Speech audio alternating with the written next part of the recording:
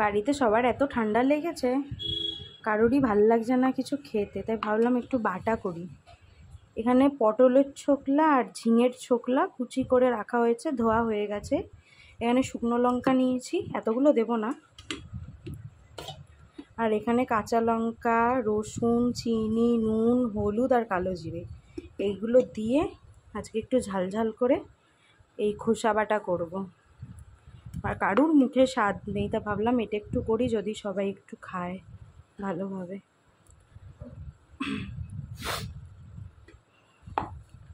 এতগুলো তো একসাথে নিতে পারবো না, তাই প্রথমে একটু খোসা বাটাটা নিয়ে নিই। সবগুলোকে পেস্ট করতে হবে।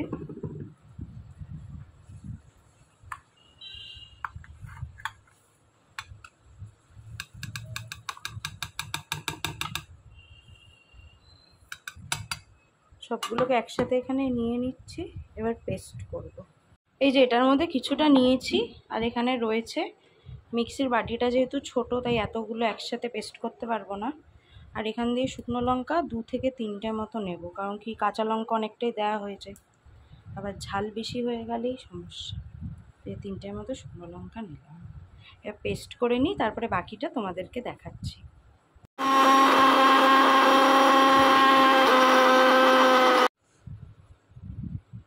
এই যে এরকম বাটা হয়েছে, এখানে কিছুটা বেটেছি আর বাকিটা এখন এই যে রয়েছে, এবার বাটবো। এটাকে একটা বাটিতে ট্রান্সফার করে নিই। এই যে বাকিটা এটার মধ্যে নিয়েছি, আর এই যে এটা বাটাটা। আর আমার কালো জিরে খেতে না খুব ভালো লাগে, তাই আমি আরেকটু কালো জিরে এটার সাথে বেটে নিচ্ছি। ফোড়নেও দেব, তাই ঠান্ডা লেগেছে তো আমার কালো জিরেটা খেতে খুব মন চাইছে, ভরে ভরে দিলাম ওই জন্য। চলো এটা আবার একটু পেস্ট করে নিই।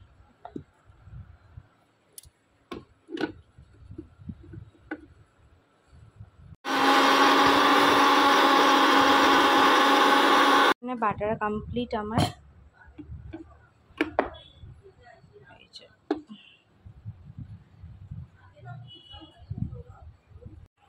প্রায় অর্ধেক কাজই কমপ্লিট এখানে আমার। এবার এইটাকে তেলে নাড়লেই হয়ে যাবে। ফোড়নে এই যে শুকনো লঙ্কা আর একটু কালো জিরে ফোড়ন দেবো। এবার তেলটাকে একটু গরম করে নিই। এখানে তেলটা প্রায় গরম হয়ে গেছে, এবার এটা ফোড়নে দিয়ে দিই। বেশিক্ষণ না, একটু নাড়াচাড়া করেই তারপরে এই বাটাটা দিয়ে দেবো। এটা খেতে না দারুণ লাগে সর্দি মুখে। যারা খেয়েছে তারা তো এর স্বাদ জানেই, কিন্তু যারা খায়নি সর্দি বা জ্বর মুখে একবার খেয়ে দেখবে, মানে মুখের যেন একটা স্বাদই ফিরে আসে। সত্যি কথা বলতে কাল থেকে সেরকমভাবে কিছুই ভালো লাগছে না, ভাবলাম আজকে একটু এটা করি। মনে হয় ঝাল হয়ে যাবে অনেক, বুঝতে পারছি না। যাই হোক, একটু ঝাল ঝাল খেতে ইচ্ছা করছে বলেই করছি এটা।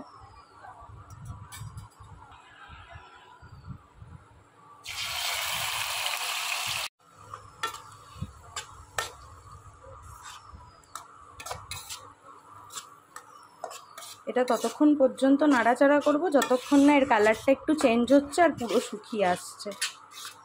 কালার চেঞ্জ যেই হয়ে যাবে আর পুরো শুকিয়ে আসলেই জানবে এটা রেডি হয়ে গেছে খাওয়ার জন্য। বাটার সময় তো একটু হলুদ দিয়েছিলাম, তাই ভাবলাম আবারও একটু হলুদ দিই। অল্প করেই নিলাম।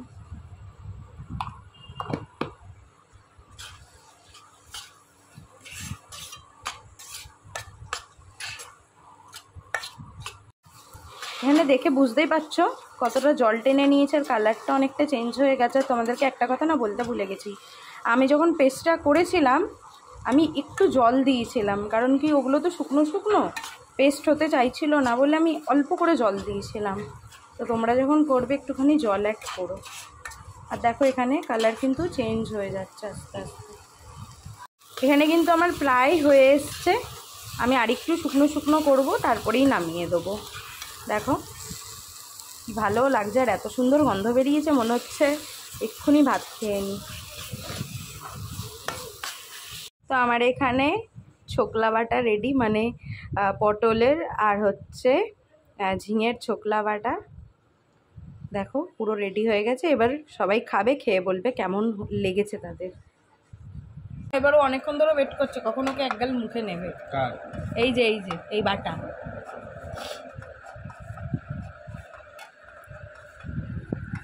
হয়নি এখনো মাখা তোমার, মাখো।